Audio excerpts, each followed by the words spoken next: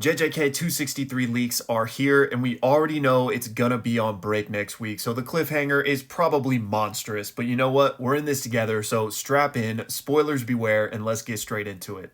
Alright, so the chapter begins, and if you recall, we are in the midst of a domain clash between Sukuna and Yuta Gojo, and the editor's note to start this chapter says, Akotsu versus Sukuna, the small barrier ruptures, and on this first page, we basically just have this explosion of Yuta's domain shattering. We then cut to Sukuna after the Hollow Purple, so we don't actually get to see what that did, but Sukuna says, my domain was destroyed too, so both of them are gone. And Sukuna says, even if it is his ultimate technique, he's still not used to wielding it. Meanwhile, with the domains destroyed, Yuji and Todo immediately spring into action, and Todo yells at Yuta and says, hey, as soon as your technique is off of burnout from the domain, fire off as many hollow purples as it takes. Don't worry about catching us in the crossfire. I can use my curse technique to make sure we're okay. The narrator then says, immediately after the use of the domain expansion, Sukuna has once again fallen into a state where his curse technique is painstakingly difficult to use.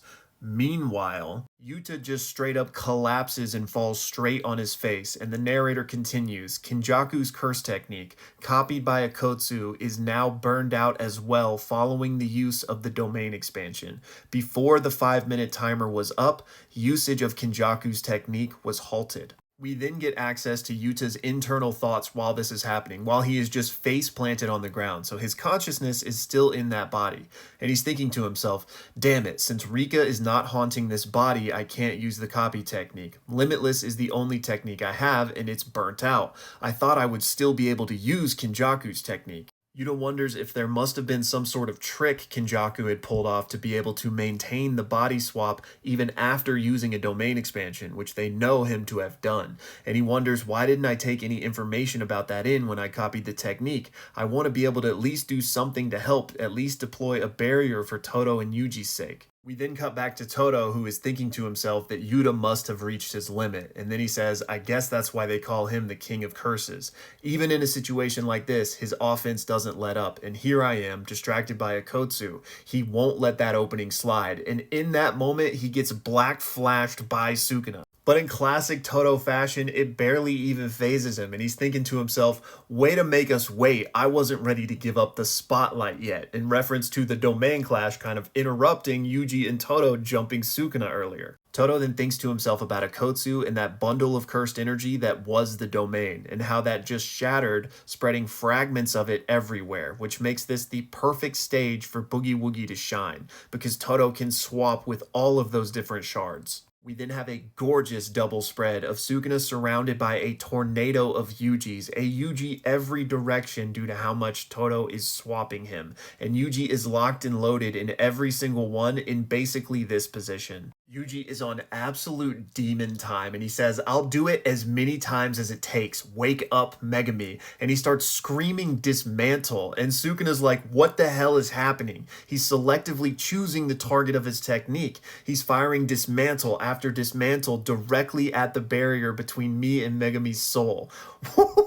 Sukuna then starts thinking to himself about how he's not having the best time, and he realizes that Yuji has employed some sort of binding vow that ensures his strikes will be even more effective at tearing the souls apart between Sukuna and Megami. And Sukuna realizes, if I keep taking these types of blows, but in the middle of that thought he gets hit so hard that he starts to throw up Tengen. However, he immediately catches it and swallows it back down again and says, if this keeps up, I will not be able to maintain my body and I'll lose. However, we then cut to a full page of all action paneling, no dialogue, with Yuji continuing his onslaught, and he throws his hand against the wall, and we see all of those scissor lines, like how he uses cleave, just go straight towards Sukuna, and he follows up with what looks to be a punch. We then cut back to Sukuna, who finishes his thought. However, if I simply avoid these blows, then they have nothing else that effective. We then cut back to Todo, who says, if my Vibroslap isn't recognized as my left hand, then it won't work. But just one more time, take this, and he activates the Vibroslap. And Sukuna looks, but there was no swap that took place. And then we cut to above Sukuna where Angel has now appeared and she starts to blow on her trumpet. Let's go! The narrator then reminds us that through the use of a binding vow, Todo had greatly extended the range of his curse technique. We then cut to a flashback, a conversation between Yuta and Angel, and this is when Angel was on Shoko's medical bed right after she lost her arm. And Angel says, "Our role ends once I free Gojo from the prison realm." And Hannah says, "Well, wait, what about Megami? What will happen to him? We gotta help him as well." And Yuta chimes in and says, "Angel, I'm sorry, but we may have to rely on you in the end. Just as I said earlier, it's perfectly fine for you to stay out of the battle. Even if my domain is destroyed, we'll make sure there's no need for you to fight. But I'd like for you to use Jacob's ladder as the finishing blow. We'll make an all or nothing gamble once more and attempt to split Sukuna and Megami's souls. At the very end, we'll make the most of a strong point of my copy technique." And Hannah says, "A strong point?" Yuta says yes, no one's attention is on the original user of the curse technique that I've copied. For whatever reason, all they can think about is the fact that I have it now. They don't stop to think about the possibility that the original user with the technique could still be around, especially those that know the conditions of my copy. It's an easy trap for them to fall into as thinking of me taking the curse technique as opposed to actually just copying it. The true strength of copy is the ability to have two of the same card in my hand. And then the final page of the chapter is a full spread of Angel activating maximum output Jacob's ladder.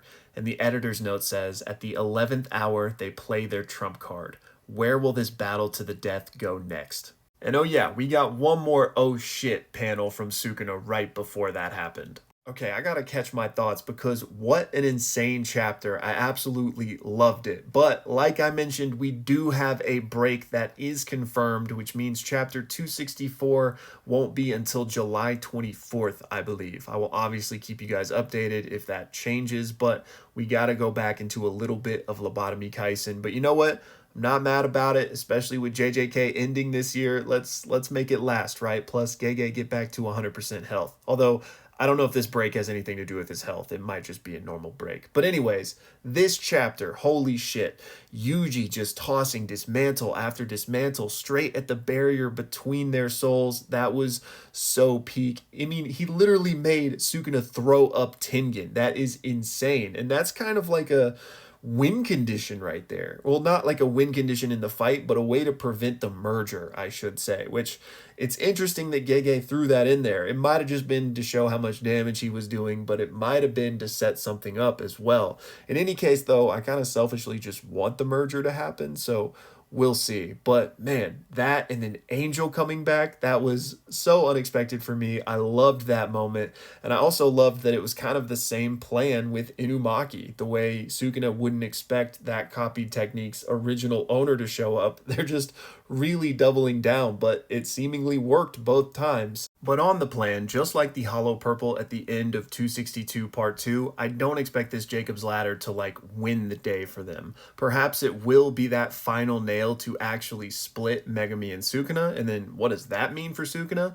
Who knows? I just don't think it's over for him yet. Maybe he's going to start the merger, like, who knows? We'll have to see. And I actually have a lot of discombobulated thoughts here, so you guys know the drill. We're going to have to sleep on it, think on it, and then we can make some more well thought out videos. But also, the whole Yuta thing, the fact that the technique ended, Kenjaku's technique ended, but Yuta's consciousness was still in Gojo's body. So seemingly, even after those 5 minutes are up, he should still be in that body. But there's a lot of weird possibilities still there. Anyways, like I said, I'm just kind of yapping about. So let me know y'all's thoughts, and then we can, endure this Lobotomy Kaisen together. But as always, y'all, thank you so much for watching.